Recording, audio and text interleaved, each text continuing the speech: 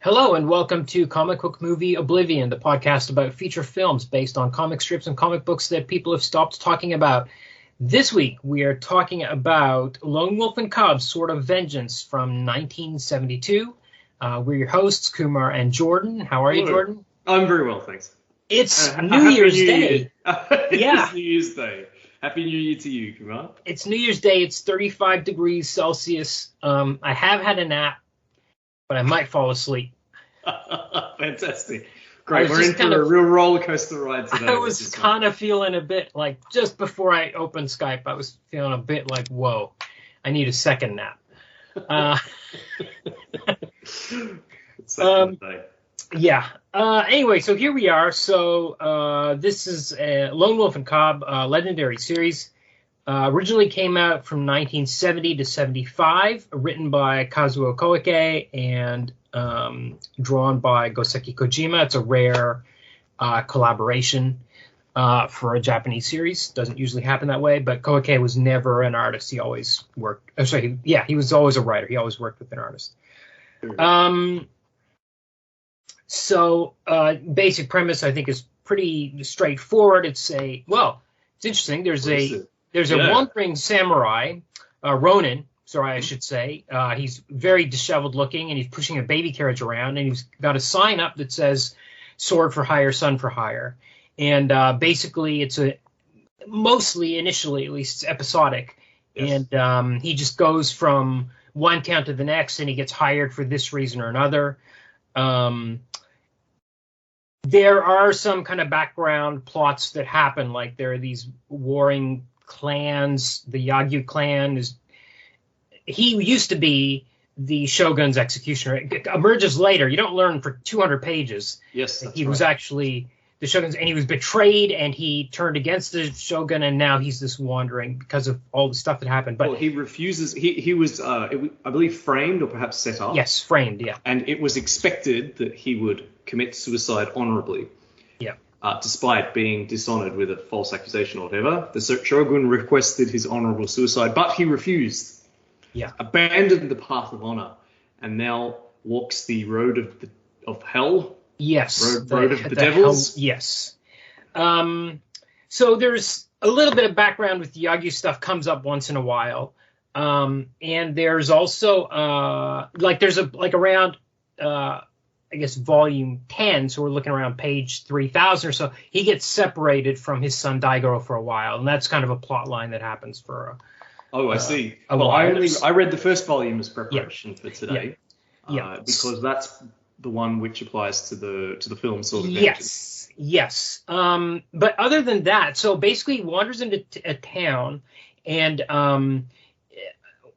there's usually like a lot of really complicated clan wars going on that they say this guy's trying to kill this guy, and this son is going to inherit, and this guy's trying to kill the son, so we want you to kill that guy before he kills the son or whatever.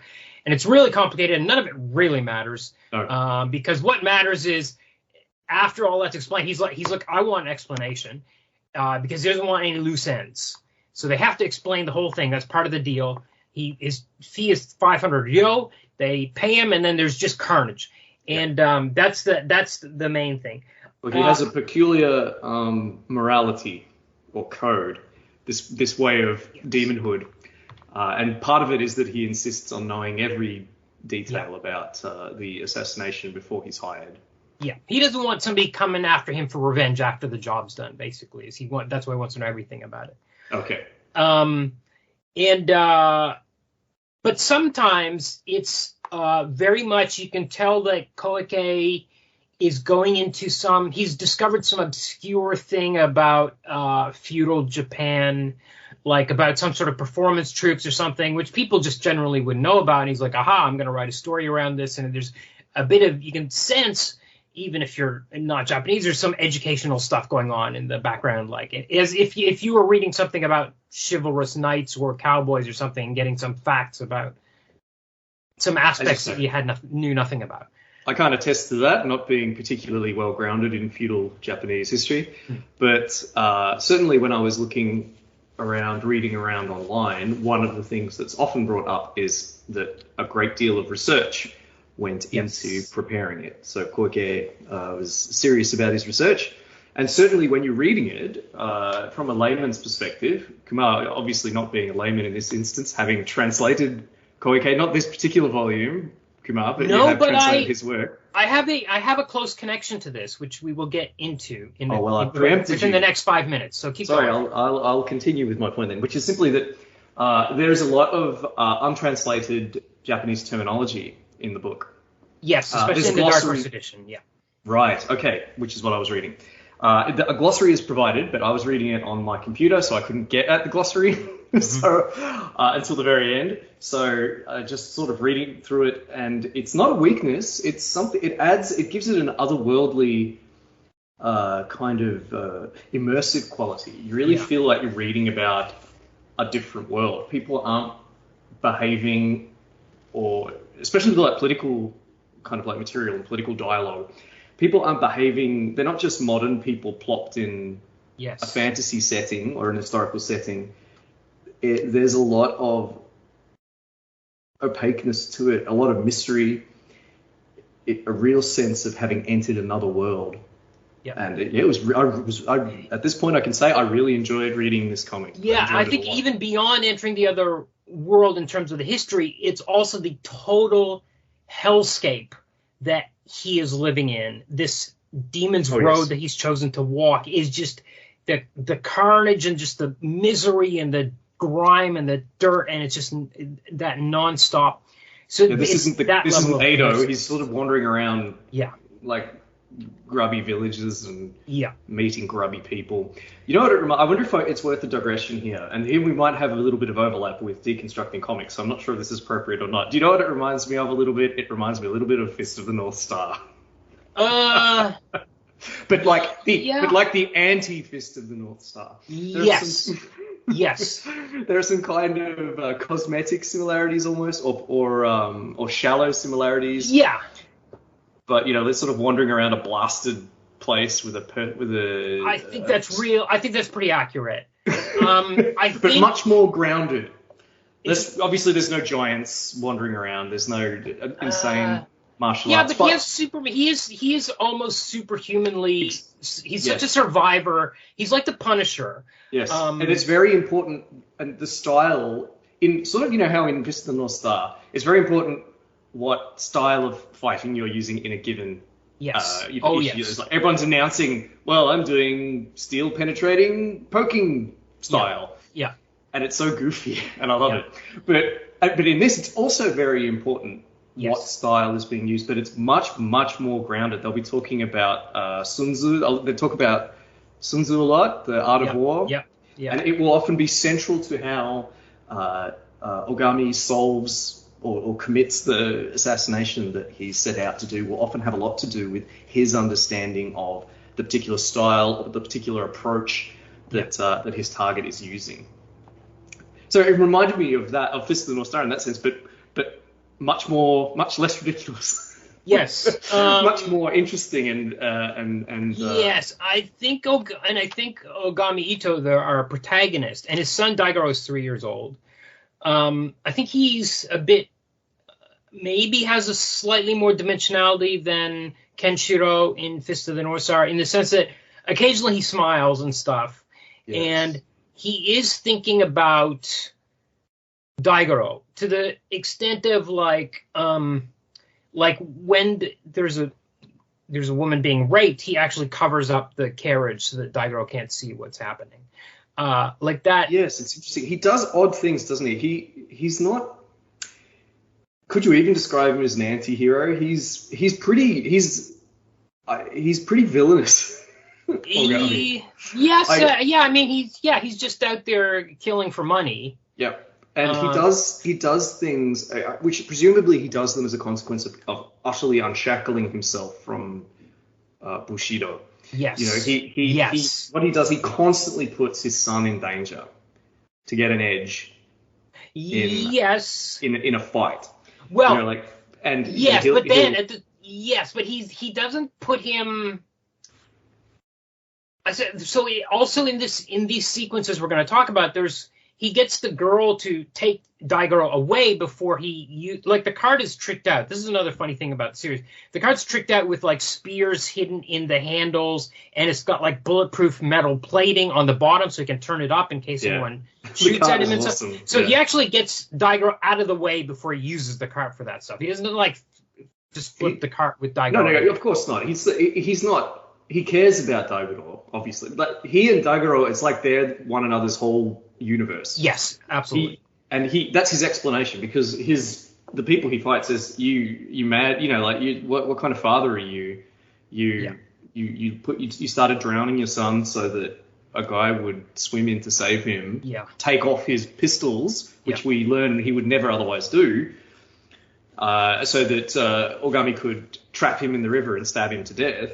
Yeah. And it's like, what kind of a person does that? What kind of monster does that? And he says, no one can understand a son except a father, and no one can understand a father except a son. He said. Yeah, and there's a level of Koike craziness here. Now, I would say this is the most sane Kazuo Koike comic. Oh my god. I would rate the insanity level here on a scale of 1 to 5, like at a 1. Like, except for the Kurt and stuff, when you read his other comics, like Crying Freeman, I'd give that a 2 or 3. Wounded Man, I would give a 5 for like, I can't believe these people are doing these crazy things, or these are the explanations for these things. But there's certain moments in here, like, it's suggested that Daigoro is on this path by choice, because he's 3 years old, but at the time when he was 1 and his mother was killed as part of this framing attempt, Ogami Ito at that stage gave him a choice. He put his sword in the ground, he put a toy ball on the ground. He said, you got to choose. You crawl towards this one or this one. If you crawl towards the sword, then you're going to join me on the path to hell. And if you choose the ball, I will send you to your mother. Kill him. Yeah. He was going to put him down. Which in the movie, I have to say, jumping ahead, the opening scene, he kills a child. He executes a child. But that's in his responsibility as the Shogun's executioner. Yes. Which I don't. Yeah. Well, we'll talk about that. I think it's a bit of a weakness of the film. But we'll get into it. I mean, the order in which they choose to tell the story, but we'll get into it. Yeah. But yes, you're right. He and Daigoro are both on the he doesn't have to explain why he does things to lay people, because he and his son are now a world unto themselves, a morality unto themselves. Yes. And he does whatever it takes to fulfill the contract. Yeah. By his own new this code that he has. And the suggestion is Daigoro has chosen to be on this road with him. So if Daigoro dies in the process of it, then that's what happens, because he's chosen this path. Yeah. When he was 1 year old, he crawled towards it. Exactly. Like what 1 year old can choose anything? You know, it's like Ogami's like a psychopath. Basically. Yeah. We can't relate to his morality. He's got a twisted kind of like morality that he's adopted, you know, as a condemned man who's stepped outside of the world of men, as it were. So I want to go a little bit into the publishing history as well. Please. So because what happened was initially in 1980 we had a release of the movie called Shogun Executioner, which was a splicing of the first. So there are 6 of this series of Lone Wolf and Cub movies, and one came out in 1980. It was called Shogun Executioner, and it was actually a splice of the first 2 of those movies, and it was distributed by Roger Corman's New World Pictures as far as I know, was banned in the UK because they ban everything. Brilliant. And even Kumar, I believe it was called Shogun Assassin. Okay, Shogun Assassin. Sorry, No Shogun Assassin was another Koike comic. Shogun Assassin. So it was distributed by Roger Corman. UK banned it, as they did with. I mean, Teenage Mutant Ninja Turtles was called. It's still called Teenage Mutant Hero Turtles, and there are no nunchucks in it in the UK because they're very sensitive about these things. So I guess maybe based on that cultural awareness, at least on the fringes of drive-in cinemas, maybe, Marvel actually tried to acquire the rights to publish this at an early stage. And failed, I guess, because the bureaucracy was holding them up, and it ended up going to an independent comics company called First Comics. Now, First put them out in these normal comic-sized editions. In the 80s, they had covers. They had several covers by Frank Miller. Frank Miller somehow had, including the Dark Horse one. That's a Frank Miller cover. So really? Yeah. So somehow Frank Miller, I think I don't remember the story, like he got a hold of a bunch of these from Kinokuniya in New York or something. They weren't in English, I don't think, but he discovered the series. He's like, oh my God, this is the best thing. Somehow he got his hand, and then he was like, Frank Miller wishes he'd written. Yes. So then of course First was like, they hired him to do a bunch of the covers. They weren't all by Frank Miller, but I'm going to say about 10 of them were. So Brilliant. We had these first editions. First got through about a third of the series before they went bankrupt and stopped. Now, I would say, so these are thicker than usual manga volumes. They're about 300 pages, and I think there are 28 or 29 in Japan. Okay, so that was in the mid to late 80s, and then in 2000, suddenly Dark Horse acquired the rights, and they started publishing these really cool tiny little paperbacks that were just so handy, but the text was microscopic in them. But in the year 2000, I could read this text no problem. I didn't mind. So I've got it's like a film book from Dune. Yes, so I've got about 12 volumes of this. And now they did finish this series. They did all 28 or 29. So Dark Horse put all 28. Dark Horse put all of them out in these little small volumes. So my personal story was at some stage around 2001. So I had written 2 short stories for Dark Horse Presents that were drawn by Mulele Jarvis. And then we didn't hear from Dark Horse again. And then out of the blue, one day they emailed and said, hey, you guys speak Japanese. Do you want to do a tryout for Lone Wolf and Cub, because we might be changing translators? The translator on this and the first series was Dana Lewis. She's still out there, and I don't know if she's in comics anymore. But anyway, so they were like, do you want to do a tryout? They said, you live in Japan, you must speak Japanese. I'd been there maybe 2 years at this stage. I was like, yeah, okay, I'll do a tryout. I worked very hard on the tryout. It probably took me way too long, but anyway, I submitted it, and they were like, "Yep, you're the guy for the job. So we'll get back to you. Just sit tight." Oh. And then I didn't hear back from them, and then I called them up on the phone. I said, "What's going on?" They said, "Well, we sorted things out with the translators, so we won't be needing you." And then 2 years later, or a year later, they contacted me with a different assignment, a different translation assignment. So that's where I'll start. Freeman? No, it was Osamu Tezuka's Metropolis. Oh, that's Crying Freeman was like 2 years after that. But so that was actually my entry into the translation industry, was doing a tryout actually to get on to Lone Wolf and Cub. You should have given me that to read instead of Dana Lewis's. I don't even know where that is anymore. It was one chapter. It was a 1-chapter trial, and I don't know where the script for that is not even in a current doc format. This is in 2000 or 2001 or something. So okay, now I need to go into. So I was like, okay, so we're doing this episode now. Dark Horse started putting out omnibus volumes, which were like 2.5, and in a larger format. And I was like, these just came out a couple of years ago. I'll track down some of these because I'll buy this version. I don't mind. And impossible to get now. And then I looked, and they actually started coming out like in 2012 or 2013. So it's already been 10 years since these So I actually had to fly. I found this in Tasmania.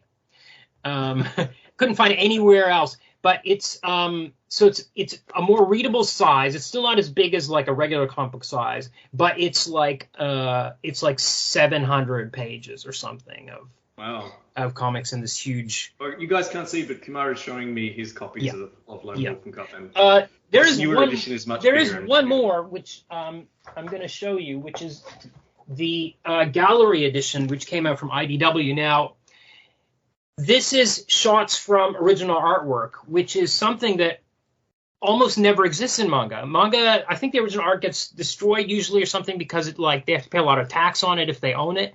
So this thing is like the size of my torso. It's this huge hardcover, just shots of whatever original art they could find. And it's really I own very few books of original art. This is or reproductions. That's one of them. There you go. That says something about the quality of the art in this book. Yes, absolutely. Because the art is excellent. As you were saying before, it has a real it's quite dark. Yeah. When I say it, I mean it looks fantastic, and the world feels very real, very lived in. Very kind of grimy, but not ugly to look at, beautiful to look at, but just feeling, less not glittering palaces or brightly tabarded knights, but like peasants doing peasant things, wearing straw hats, wandering around murky forests with the rain pouring down. It has a real, you wouldn't call it noir, but it's got a real kind of lived-in dark feel. Yeah. Really excellent art. Yeah. The one thing I will say on that note, as well as every edition, including these new deluxe, well, I'm going to call them omnibus ones that they're called from Dark Horse, are flipped. That's left to right. So all the swords are being held in left hands, and like the robes are kind of folded over the wrong way. That kind of thing, if you notice, is there. I'm surprised I think the next step. I don't know. I think the next step is going to be an unflipped deluxe edition. Is my prediction is that they're going to go with a deluxe edition that's in a hardcover that hasn't been flipped, and it's going to be like that big or something. I don't know. Yeah, I was momentarily disoriented when I first started reading it because these days, like a lot of people these days, you're accustomed to reading manga from right to left, not from left to right. So on the first few pages, I'm like, am I reading this in the right order? Yeah, absolutely. And despite these 2013 ones already being hard to find, they are online. I think they're on Comixology or on Dark Horse's app or something like that. So you can still read, and that's actually maybe an easier, larger format to read anyway. So we basically. Yeah, so we zeroed in on two stories in here because they're the ones that are most relevant to the sort of Vengeance movie. So one is the Hot Springs? Yes, the Hot Springs story, which I'm trying to remember the title of. I'm just flipping through this gigantic volume trying to find page one. It's called Wings to the Birds, Fangs to the Beast. So basically, Lone Wolf shows up in this town, crosses this bridge into this town that has been completely ravaged by these bandits who've taken it over and just raping people. And there are some travelers holed up in one of the bathhouses, and the local villagers are probably hiding out in their homes. The travelers are speculating, but he shows up in town. They take his sword from him. This is weird because up to this point, Ogami has just sort of like killed anyone that even looks at him cockeyed, and yet in this volume he just he lets them take his sword. Well, and his sign's not up either. He doesn't have his sign up. He says he's come for the Hot Springs, which in the comic we kind of have to take at face value. That's right. That's right. It doesn't, because in the film, right, he goes there to pursue a job. Yes. So it makes sense that he doesn't reveal himself until the last minute when when they're all together. Yeah. But in the comic, he's just there, right? He's just there, and he's just there to take the air. Maybe he doesn't. But also, he sees these two guys on the bridge, and he doesn't know. He doesn't know how many. He doesn't know how many bad guys are there or anything like that. And they've got swords, and and he's pushing his boy, and so he can't really engage them without endangering Daigoro. Yeah.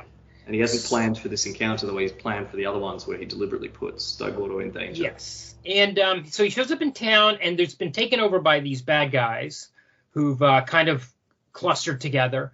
And one of them sort of recognizes him. Now, at this stage in the comic, we haven't had his origin story. We don't know who he is yet. Yeah.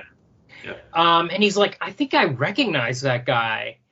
And then finally, the bad guys are about to leave town. They're like, okay, it's time. We're just leaving. Whatever. We've got to move on to the next area. I can't remember why they decide to leave. In the movie, they actually have a specific reason. But here they're moving on. So they're like, okay, all the villagers, keep your mouths shut or we'll kill you. All you travelers, we can't let you go on to the next town and talk. So we're going to kill you all. Lone Wolf shows up and pulls his spears out.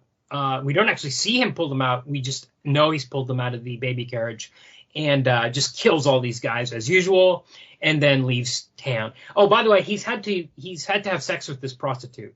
And I phrased that very specifically. This is a very Koike moment where he's like... It's a bit unsavory. It's very unsavory. It's maybe the most unsavory. I think this might have been the sample script they sent me when I was about to do my trial. They said, this is what a script looks like. Yikes. And my memory is that the translator, who would have been Dana Lewis, put notes in there that said, this is the dirtiest or almost unsavory Lone Wolf story. So anyway, what was the reason? So she's like, well, one of the bandits has just sort of beat him around the head with his sword. Yeah. And finding him poor sport, turns on a woman who's a prostitute and thief, who's kind of stood up for him a bit, and says, "Oh, okay, then I won't attack him, but you should have sex with him right now in front of us. Give us a show. Give us a show." So he threatens her at sword point, and then he pays her. He says he'll pay her. And they do it like she's like, "No way, I'm not going to do that." Yeah. And then Lone will say, like, "Yeah, I'll do it." And then they have this sex scene, and then he goes for a bath down at the hot springs, and she follows him, and she says she's been looking for Lone Wolf and Cub. She heard about this guy traveling around with this kid, and she thinks he's him, and wants him to rescue them from these guys. Was there why did I get to that point? Anyway, so he kills everybody at the end, and then as he's about to kill them, this one guy that sort of recognizes him is like, wait a second, because when there's a sick samurai among the villagers, among the travelers, and he's like, they challenge him to a duel. The bad guys challenge him to a duel. And he's like, I can't duel you. I'll just commit suicide. Give me a second, an executioner. And the guy's like, wait a second, executioner, that reminds me of something. And he starts jogging his memory, and then he remembers that Ogami Ito was the Shogun's executioner. That's the first time we learn of that fact. And then the next chapter, we get some of his origin story. We get him giving the choice to Daigoro to choose the path to hell or to choose to join his mother in the afterlife. And we get that, and we hear confrontation with the people that. The Yagyu clan. Yeah, the Yagyu who've come to see the suicide done, but he's refused to do it. Yeah. So I'm going into all these details because these are very relevant to the structuring of the movie when we get it. Yes, I think with the so with this sort of bit where he sleeps with the prostitute in front of everybody, it's interesting. I think the point is to show just how twisted kind of Ogami's morality is. Not having read anything else by Koike, but it seems like Ogami is so weird that he, on the one hand, he'll put his son in danger and murder innocents while pursuing a contract, an assassination contract. But on the other hand, he'll sleep with a prostitute in front of a bunch of dudes, which would be a profoundly dishonorable act for anybody, let alone someone who valued their honor as much as where we understand samurai to value their honor. Yeah, he just does it. He just sleeps publicly with a woman in front of everybody. And I think obviously this denies the woman agency and all that, and it's really unpleasant. But the point is to show that his code is different. Alien. He's got an alien code. I think there's also two other important points based on what my presumptions about Koike's writing, and I think one is to be salacious, and I think the other is to show how awesome Ogami is, because she herself says, would you guys be able to get it up if you were shivering in terror? So that's proof that he wasn't afraid, that he was able to get it up. He wasn't afraid. He did it for his own reasons. He didn't do it because he was afraid of his life. Yeah. Because obviously, who could perform under those circumstances? He did it for his own reasons. Yeah. Yeah. His own sick reasons. I don't think Ogami is very cool. Well, he's a very interesting character, but I certainly don't think he's admirable. Hopefully, I don't think we're supposed to. That's just my impression from Volume 1. He saved this woman, but I think that we're supposed to read that was an honorable act, was he was saving, because if he didn't have sex with her, she would have been killed by that guy. I mean, it's convoluted, but I think the reader is supposed to walk away thinking he made the honorable choice to save her life. For me, sure. To me, it was more that he makes up his own rules. Is the impression I got from it. Yes. Yeah, it's hard to not read it that way, but I feel like that wasn't the authorial intent. He doesn't care about he doesn't care about what the social definition of honor, you might say, because he's not on the way of the warrior anymore, Bushido. He's on the demon's road. Yeah. All right. Should we talk about the film? Do you think? Yes. Okay. So we had 6 movies. We might get around to the other 5. I've seen this one before. I haven't seen the other 5, and I'm kind of looking forward to them. So I think I heard that the second one is rated particularly highly, but okay. So, but I did enjoy this. I enjoyed this movie. So this was directed by Kenji Misumi. These 6 were starring Tomisaburo Wakayama. There were also 2 TV series, one in the 70s, one in the early 2000s. Okay. And I think so Wakayama wasn't in the TV series. I thought he was. Okay, I'll have to double check that. No problem. Definitely. No problem. If you want a fun fact, one of the kids that played Daigoro in one of the TV series, I'm sure they went through a few kids, grew up to be a city councilman who then murdered a loan shark or something to steal his money and ended up in jail for life in around 2000. Talk about walking the path of the devil. Okay, so it was. It's only an hour and 23 minutes long, which is remarkable. It was written by Kazuo Koike.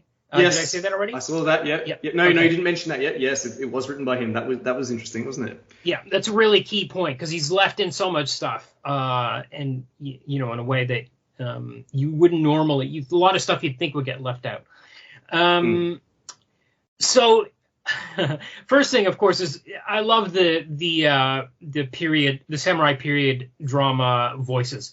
Wakayama's voice, as soon as he comes out, is great. Never mind Yagi's voice, which comes up later. But so the first thing that happens is this little kid who's maybe 2 years old or something his family has somehow offended the shogun, so the shogun has ordered this child executed. We mentioned the child has to commit suicide. Yes, that's right. That's right. And Ogami's there to be his second. But how can the child commit suicide? How's he going to do it? Anyway. Well, exactly. He has to pretend to do it with a fan. Right. Oh, right. Okay, got it. So, right out of the gate, it's so. I love this movie, and it's so stylishly done. It's bizarre, but it's so I love the white of the.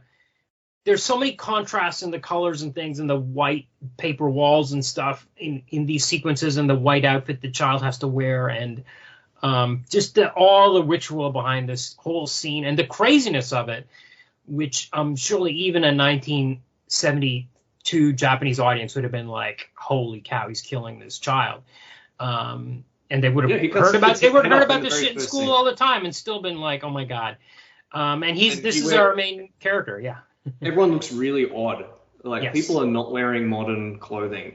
Yeah. There's not a tasteful version of medieval gear the way we get in, like Game of Thrones or something, where people are essentially wearing modern fashions. Yes. But with a European flair. Yeah. But in this, they're 100% wearing the crazy gear from the Tokugawa period. And like in Ogami's first scene, he comes out and his legs are bared.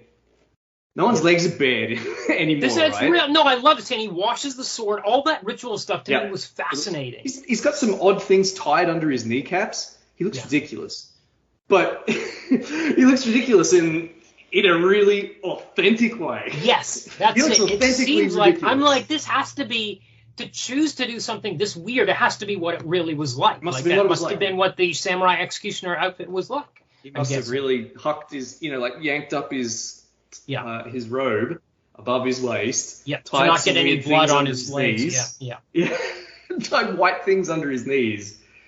And as you said, he washes the blade, pours water on the blade. All of the courtiers or the men that are sworn to the boy, they're all miserable. They're all in tears as they watch him go walk to the place where he's to commit suicide. And the retainer says, put your fan against your stomach and the man will do the rest. That's basically what happens. And then the screen goes red. Yes, and then we get this crazy opening credits scene with this wild music where he's literally walking down a white path between like fire and water on each side of him. I loved all the stuff. I thought it was so stylishly done. And we get to see Daigoro for the first time. He's really cute. One thing that everyone says in the comic is that Daigoro is really cute. Yes. So I was pleased to see that the kid in the movie was really cute. Yeah, he's this cute, happy little kid. He's happy. Like, Daigoro's always smiling. He's smiling all the time in the movie too. Yeah. They got a good performance out of that boy. Yeah, and then, within 15 minutes we get the backstory. We get ninjas right out of the gate. I was like, holy cow. Well, arguably, Kumar, we get backstory from the very first scene because we know straight away that he's the Shogun's executioner. That's right, yes. Whereas we don't know that in the comic until about 200 pages, as you pointed out. Yeah. So after the that opening sequence and the opening credits, then we cut to the present, and we see him wandering as we know him from the comic. First he gets this crazed woman who's lost her child, ends up breastfeeding Daigoro, to calm her mind. Son for hire. Son for hire. Yeah, and her mother tries to pay Ogami. But he doesn't take the payment. He says, he was hungry anyway. It's interesting. I think from the start, Ogami is presented as being a little more unambiguously honourable than he is in the comics. So he won't take money for this. There was something like that in the comic too. I'm not going to be there was something like that. It was different. A woman who had over full breasts needed to breastfeed, and Daigoro. Yeah, it's similar. Yeah, but not exactly the same because this woman, she was one of the Yakuza band, so she was of sound mind. She just needed relief because she was over full. But in this scene in the film, it's more like Ogami is taking pity on a mad woman and her beleaguered mother, because there's this woman who's just running around screaming, looking for her son who was a stillbirth, I think, or something along those lines, and has now gone mad. And every time she sees a child, she tries to feed him because she's gone mad. So it's presented as much, and this is kind of, as you said, this is the first time we see Ogami since he was chopping off kids' heads in the first scene.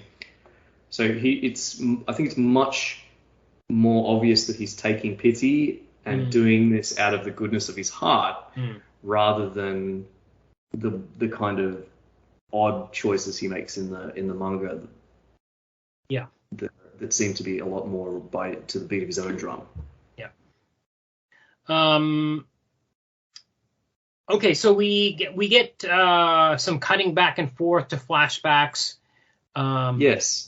and some very wordy flashbacks. Much like the comic, there's a lot of talking, but I found it more intrusive in the film than I did in the comic.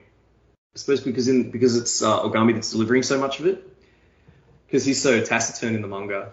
Yes, it's usually kind of part of the setting around it. People around him are talking about all of their concerns, their petty political concerns, who owes allegiance to whom, who's going to profit from the death of this person, how are they going to hide this tax revenue from the shogun. Yeah. And yet in the flashbacks, it's Ogami that's saying all this stuff. Yeah. And I found it a little more obnoxious. Yeah, maybe. I also found that, like, Yagyu is this in the movie. He's got this kind of ridiculous makeup on for his hair. This is the old man, the head of the Yagyu clan, who's conspired to frame. Sorry, I loved him. I loved him too. His voice is absolutely crazy. I just love the way, it's like you said, the way that people talk in this, the samurai voice. Yeah. I don't even know if I want to do a version of it, but Yagyu. I saw a stand-up comedian once describe it as it sounds like somebody trying to lift a house. Yeah, something like that. That's it. Yes, that's good. That was really good. It's fantastic. Yeah. So then every minute he was on the screen, I loved it. Yeah. So and there's a great hilarious bit where they won't attack him because he's wearing the hollyhock crest under his. Treason to point a naked blade at the hollyhock crest of the shogun. What a great bit of kryptonite that is! Like, just wear that around. Nobody can hurt you. Well, Yagyu makes him give it up, doesn't he? Yes, he does. And he abides by that after this duel and whatever goes on. So then Ogami is hired by this guy who he's there, the samurai who's there with two other people. And they're Ogami out. So their lord, I think maybe is sickly. Yeah. And people are rallying around a pretender or a cadet branch of the family. Yeah. And the conspirators that they want to stop are going to murder the sickly lord. Yeah. And have the cadet branch usurp him. And these guys are all that's left, essentially. This retainer and his two swordsmen. Yes. And they have this great scene where they're like, we heard this guy's good, so we'll attack him. Yeah. And he's like, right, you're our two best swordsmen that we have left. Yeah. So you should definitely attack him. Yes. And then they said, yes, and if we die, that's the best case scenario. Right, because then we know he's actually Lone Wolf and Cub. That's exactly what happens. Yeah. I love that scene. Yeah. And he stabs him behind his back. Like they charge him from behind fantastic. And he does this. He has his back to the door, but such is his preternatural awareness that he knows that there are men coming up behind him with drawn swords. They bang the door open behind him, and he just, without looking back, whips out his sword and kind of stabs them over his shoulder, and then sheathes his sword and never turns around. Yeah. And it's so great. Yeah. I think the film should have started with that, actually. Yeah. For reasons that we'll get into. I think I've already hinted at them, but that's where the film should have started. Yes, but also much like in the comics, none of this stuff matters. Like there's so much detail going on about the sickly lore and all this stuff, and I was like, I've already lost track, and it doesn't matter because basically, so he knows that these assassins are waiting in this village to. This is the Hot Springs village, to ambush this lord and kill him. So they're like the guy that hires Ito is like, you need to go to this place and kill these dudes. So.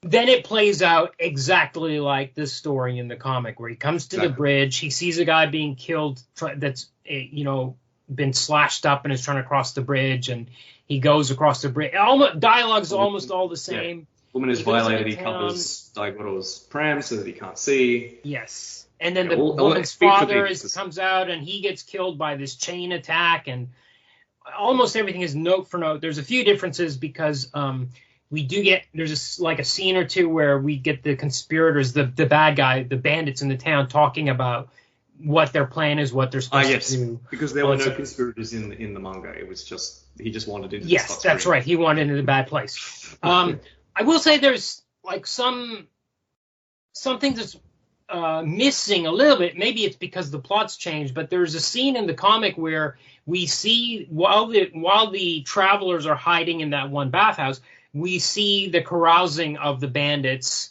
and they're like pouring liquor over these women and stuff and being real bad guys. There's all that.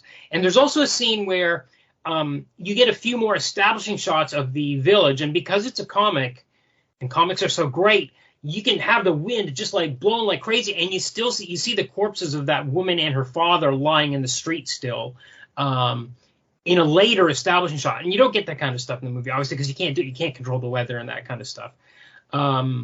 So those kind of little touches were maybe missing in it, but otherwise it plays almost exactly the same. The sex scene is in there. It's actually handled in a. It's literally steamy because they're at a hot spring, so there's like steam rising up, and it's actually shot in a really amazing way. I don't. Yeah, right. As you say. I did like the way it was done. I found everything in this movie was shot really stylishly. It's very stylistic. Yes. Yes. Lots of snap zooms. Well, not a lot of snap zooms, but a lot of close-ups. Yeah. Of people's faces. The action scenes are shot really well. Yeah. The stunt dudes, they know what they're doing.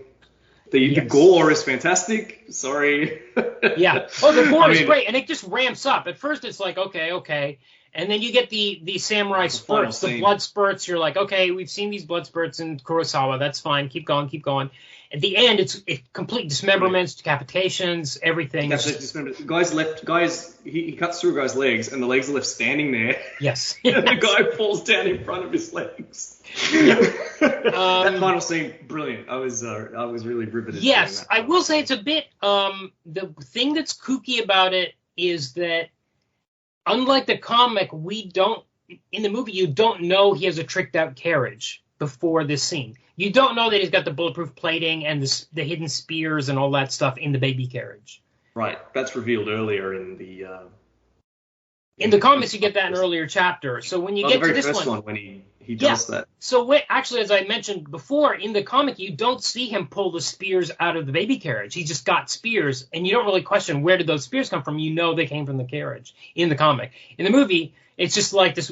It's like Superman suddenly developing the power to kiss Lois Lane and wipe her memory at the end. It's just like suddenly he can do this. Yes.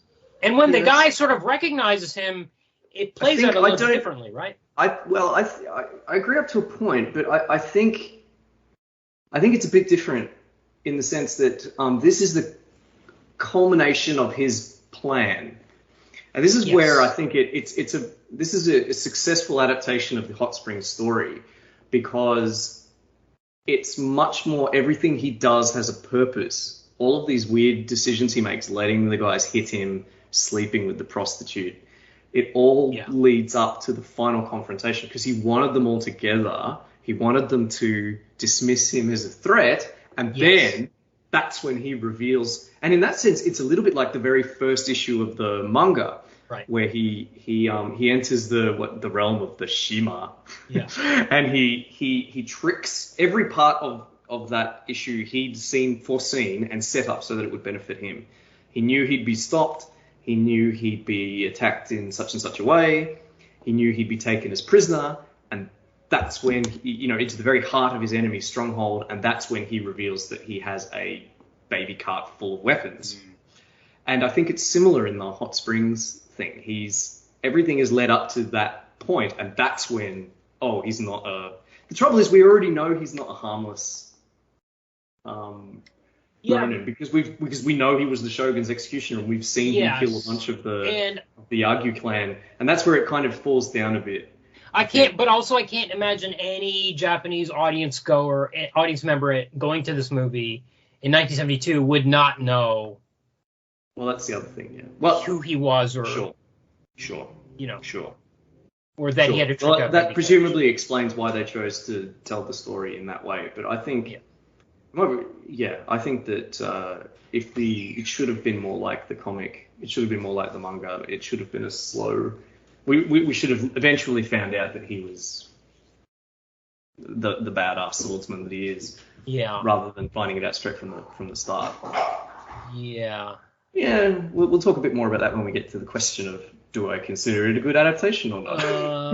Okay. But what's left? What do we have left? I don't really have much left because, again, the movie's less than 90 minutes and it covers. In fact, the thing I do think it really works like the comic, because the comic is, each episode is just that. It's just an episode. It's one incident. It's like one guy has to be assassinated or something like that. Or yes. Two guys.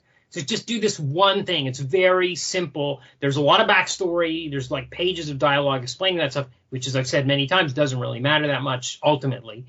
It's just window dressing. It's part of the movie's almost like it could have been like a 45-minute thing. Take out the flashback stuff. It could have been 45 minutes. It could have been this hot spring story. Episode of the TV show. Exactly.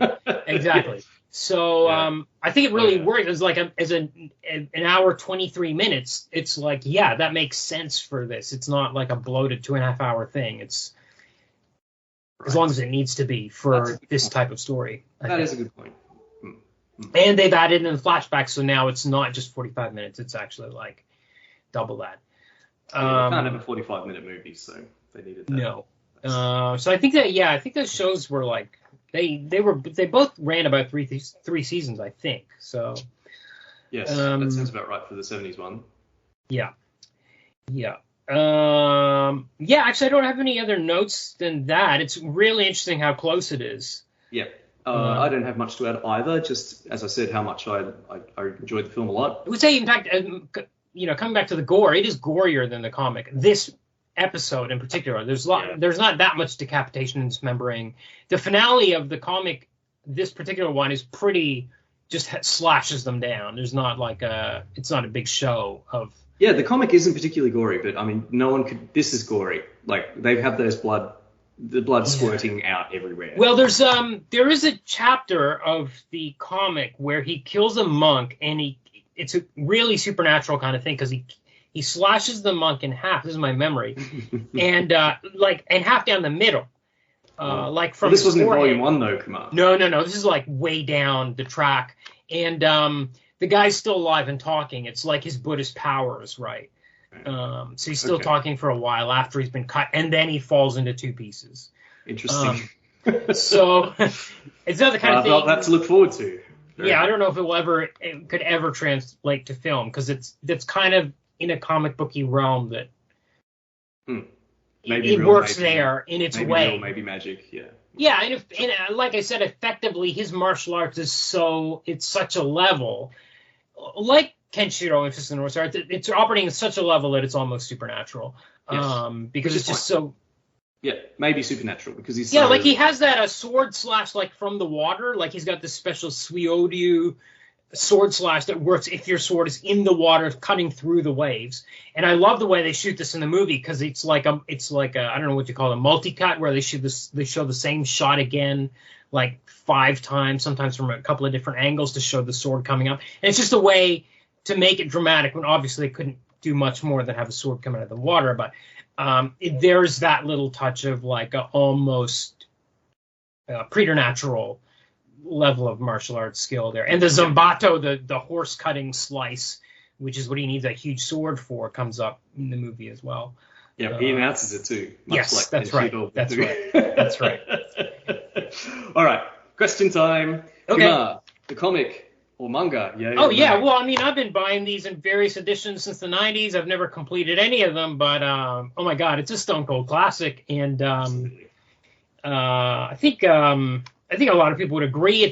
In Japan, it's maybe become a bit more old-fashioned and obscure. I remember when I moved there in '98, I would ask my students, "Have you read this?" And they're like, "Oh yeah, I think I heard of that." Or it's this thing from the '70s. Did you get okay boomered, Kumar? Not quite, but people are like, "Oh yeah, I know that," because the concept is so.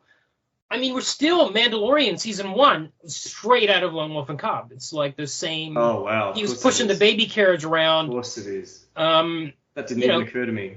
Yeah, so it's like it's still important. It's still relevant. It's still a great comic, and I yeah, that's all I really can say about it. I think it's so committed to that hellscape that I think it's hard to not be immersed in it. I think it's it's a dark and dangerous world that Ogami's moving around in. Yeah, I agree as well.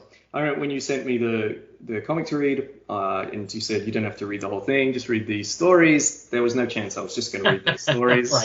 Right. I was hooked from the very start. Right. And I'm looking forward to reading more. Yeah. All right. The film, Kumar, yay or nay? Yeah, big yay for me. This is my second time seeing it, as I said. Really, it's exactly what you want from a kind of samurai drama, which is trashier than your Kurosawa samurai dramas. Right. If you want it to be something that's a bit grindhouse, you got the sort of stuff that Tarantino likes. Exactly. Then this is it. It's like gorier. It's trashier. There's more sex. It's more salacious. All that. There's some nudity in there, isn't there? Yeah. Salacious is a good word for it. Yes, I agree. It's very much a singular kind of experience. Yeah. You're gonna get a samurai grindhouse movie if you sit down to watch this film. Yeah. It's got glowering samurai madmen swinging swords and talking in strange house-lifting monotones. Limbs flying everywhere, blood shooting. Yeah. And amazing, but great sets. Yeah. Shot well, and great costumes, great period costumes. Although maybe they could have grown out the whiskers instead of sticking them on.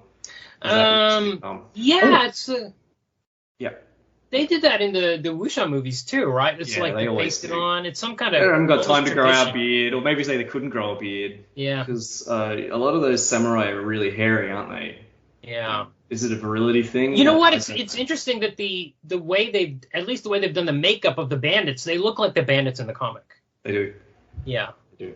Even their hair and stuff. They do. Yeah, which brings us to adaptation, I guess.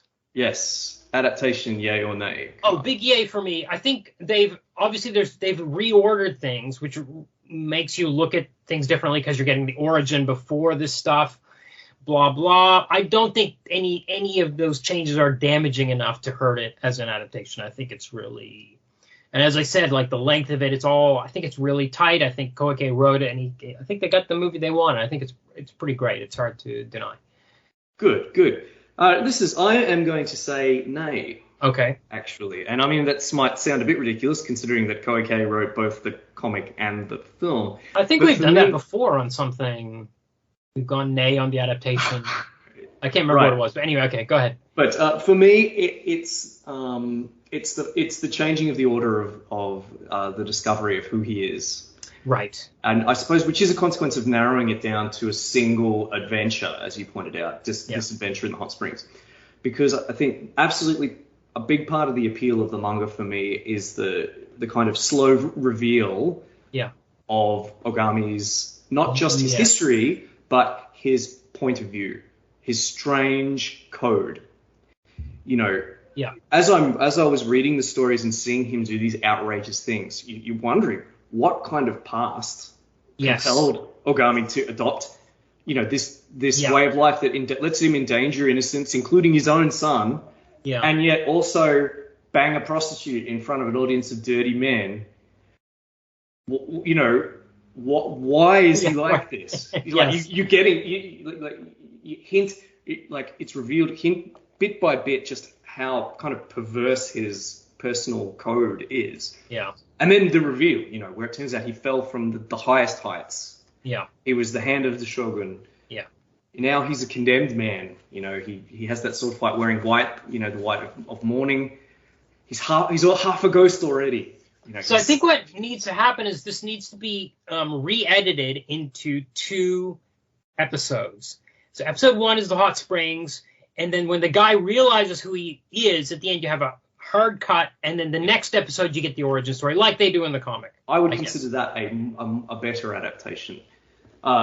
Speaking of that scene, I think that's probably my favorite scene in the film when he realizes who Ogami is. Yeah. It's brilliant. They've got he's terrifying. Yeah. And you've got this close zoom.